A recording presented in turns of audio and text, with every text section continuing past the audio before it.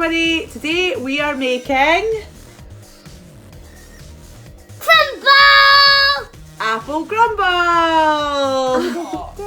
120 grams of plain flour, 60 grams of sugar and 60 grams of butter, and we are just about to make the top for the crumble. We're going to put our flour and our sugar into our big bowl.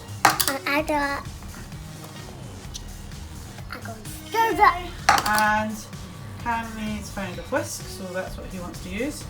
Probably not the best tool. Really best with a spoon to mix that round. Okay, and then we're going to add the butter. Okay, and then we're going to get our fingers a bit dirty. We probably should have chopped up that butter actually. And we're going to mix it around with our fingers. Okay, so what you want to do is mix the butter with your fingertips into the flour and the sugar. And you want to make a nice light breadcrumby texture. Okay, so next up, so once you have made your crumble, then what you want to do is, again, you don't need all these different things that he has. We're going to spread it on our greaseproof paper. Okay, and then we're going to use our hands to just spread that out. Oh, now what you don't want to do is make it all lumped together. I want to do that. I want to go. You also don't want to use a whisk on it either. But you know, sometimes with little children, these things happen. Okay, so then what's going to happen is you put this in the oven for 10 to 15 minutes and let it go nice and brown and crispy. Which is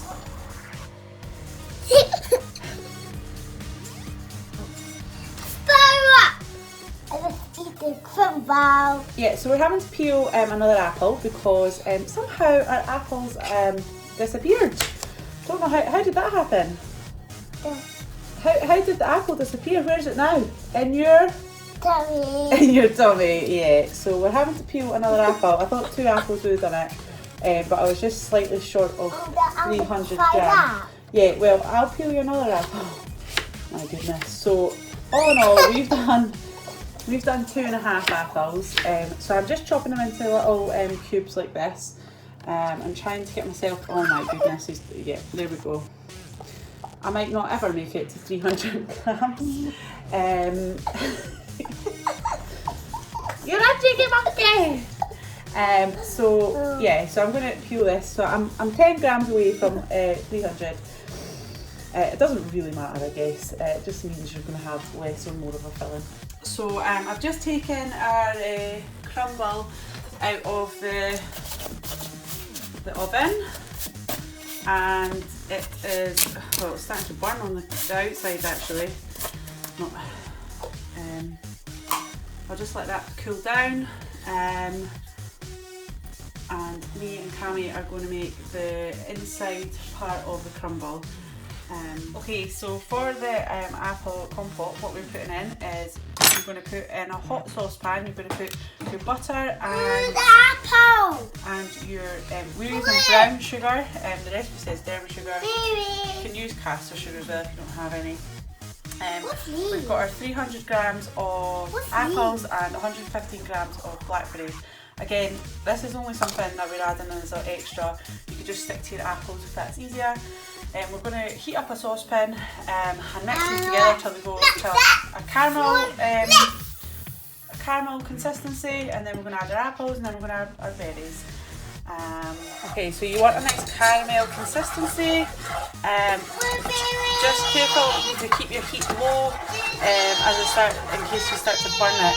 Sugar is really easy to burn, and remember, this is boiling hot.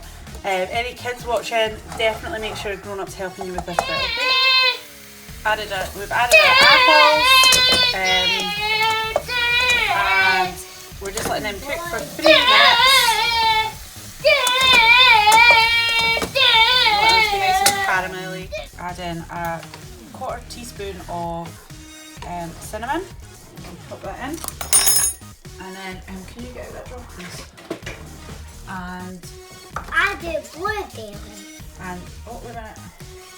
Right, watch, it's very hot. Mummy will do it just now. Okay, and then we're going to add our blackberries in as well. I know, but it's just too hot, okay? And then you're going to stir these and cook for another 3 minutes.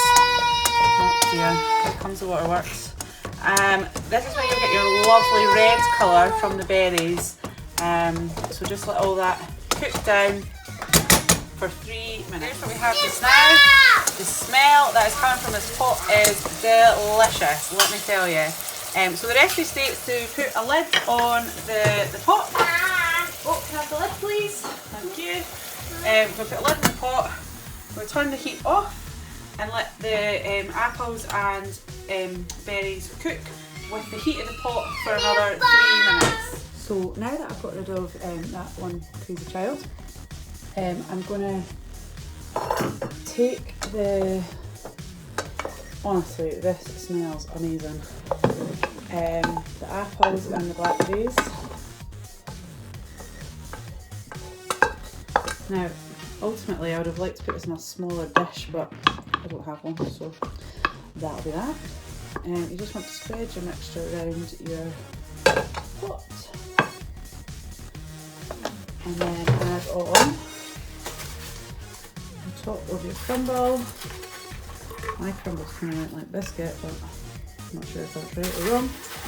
Who knows? Who knows? Now the best bit about this is you can leave this for later to reheat, or you can eat it now with some ice cream. Yeah, that's right. Oh dear, someone's burst their finger. Okay, and on that note, enjoy with cream or ice cream, custard, whatever you like. Thanks.